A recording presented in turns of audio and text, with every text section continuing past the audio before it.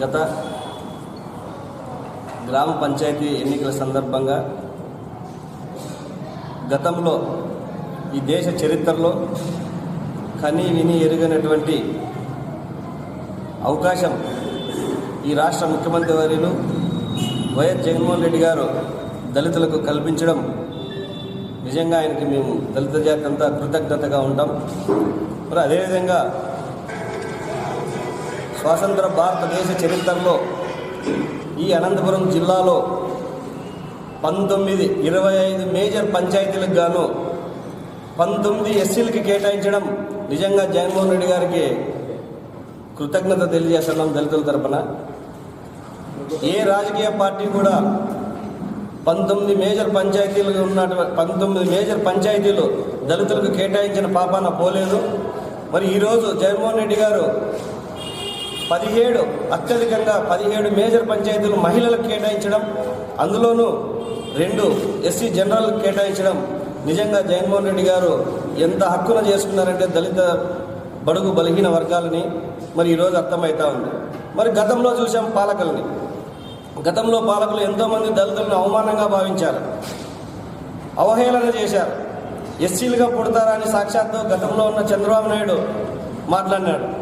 మరి అదేవిధంగా ఆనాటి తెలుగుదేశం మంత్రి ఆదినారాయణ కూడా దళితులు శుచి శుభ్రంగా ఉండరు, స్నానం చేయరని చెప్పారు. మరి అదేవిధంగా అనేక మంది దళితులను అవమానపరిచారు ఆ రోజు తెలుగుదేశం పార్టీలో.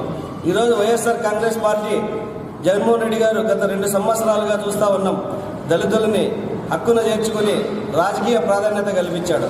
మరి అదేవిధంగా చూసాం మంత్రివర్గంలో కూడా 5 మంది దళితులకు అవకాశం కల్పించి దళితులకు రాజకీయ పరంగా పదవులు ఇచ్చి రాజకీయ అభివృద్ధిగా దళితులు చెందాలని అనేక విధాలుగా సంక్షేమ పథకాలతో పాటు రాజకీయాన్ని కూడా సమపాలుగా చేసుకొని ఈరోజు దళితులకు అవకాశం ఇస్తున్నాడు. కాబట్టి ఈరోజు అత్యధికంగా మేమంతా కూడా దళిత జాతి అంతా కూడా వైఎస్ జగన్మోహన్ రెడ్డి గారికి రుణపడి ఉంటాం.